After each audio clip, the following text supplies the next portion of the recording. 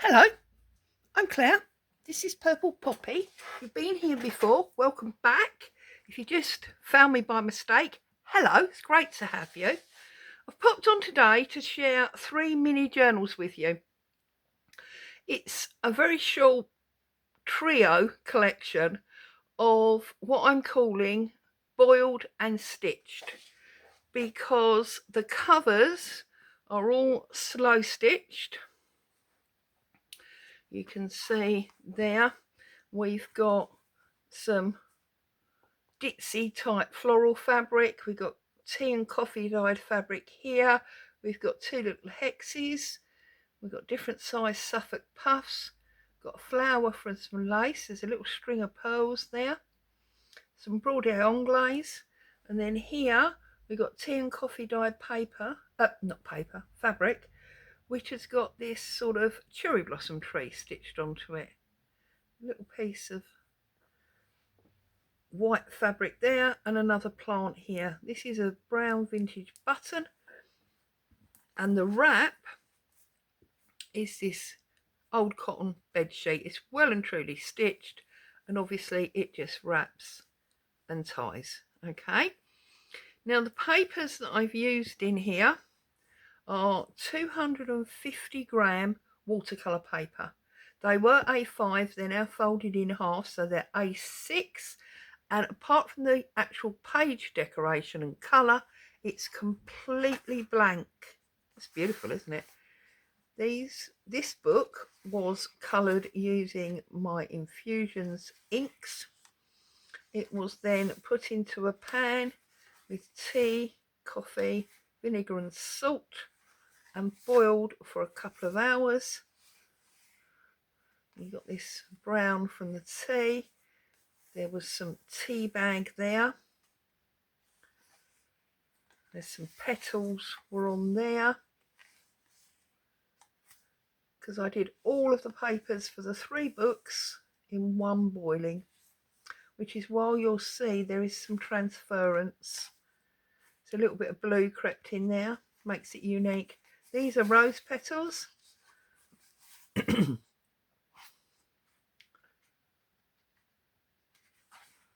Now I've got a couple of plainer pages. Being 250-gram watercolour paper, it will happily take all of your ink, your glue, your paints, whatever you would like to do in this gorgeous little book. It's almost like a butterfly there at the back. And then that rolls over there. It rolls, and you've got this lovely cover to protect your work. Okay, completely plain pages, A6 in size, and there are 40 sides in each book.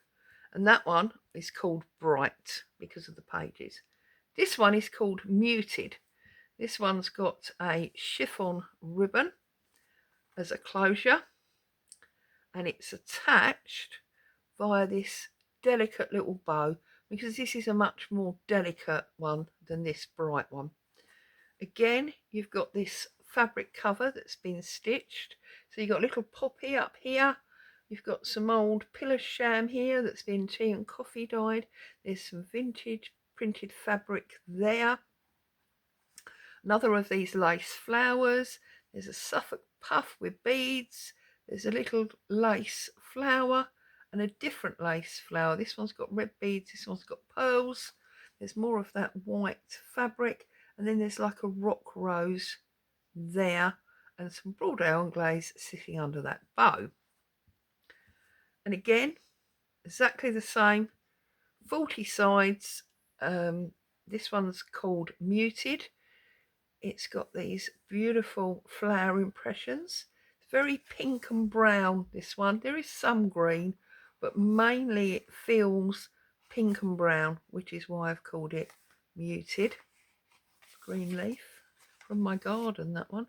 You can actually feel the texture on the page where it's been boiled with all the plant life in between the papers. Got a little bit of blue there from a plant that came out of the garden. Very dark greeny one there. It's amazing when you boil papers how different they look. Rose petals, transference of that blue flower. This is beautiful mottled page. Lovely green leaves. It's almost like onyx or something, that one. You know, much calmer than this one. If you don't like the very bright colours, that's fine. And as I said, they're very strong papers. They'll take a lot of art supply. And obviously, if you wanted to, you can make pockets and tags and things to put in yourself. But these are being sold as blank journals. Okay, so that's that one. And we'll just wrap him up and tuck that in there. And the third one, I'm calling vintage. Move those over a little bit. So this one has probably got the most of the stitching on. You can see here I've done the cross quilting in a sort of variegated brown thread. This is a stitched circle with a stamped flower image.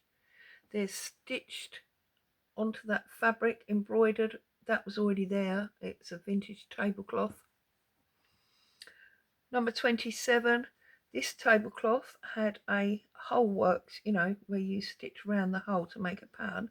So you got a little hole there. As part of that tablecloth, there's a stitched circle, and then this flower has also been stamped, but I've stitched all of the stamp lines on that one. You've got a vintage black button and this black lace net as a closure wrap. And again, we're going to open it that way. And this one I'm calling vintage. This is purely botanical impressions. You've got a rose and leaves, petals, leaves, all boiled in the same pan, which is why you've got a little bit of the pink transference and some of the green leaf where the pages were all stacked in the same pot. Beautiful little trio of leaves on that one.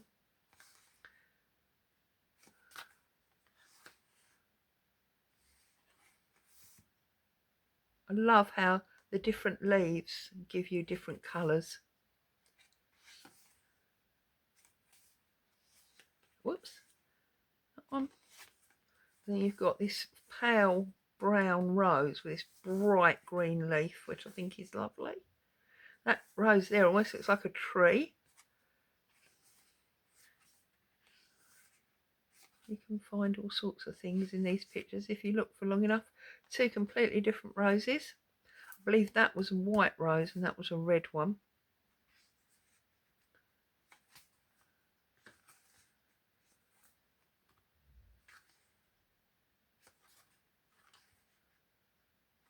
So there you are. Beautiful papers. Excuse me.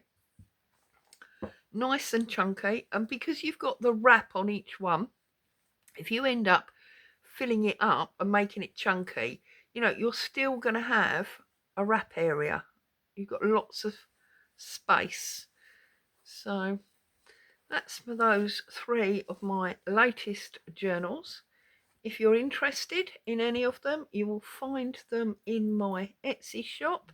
This is bright, this is muted, and this is vintage, and they're all in the boiled and stitched collection. As always, thank you so much for joining me. I hope you found some joy and inspiration in looking at these with me today. Stay safe. I'll see you very soon. Ta-ta for now.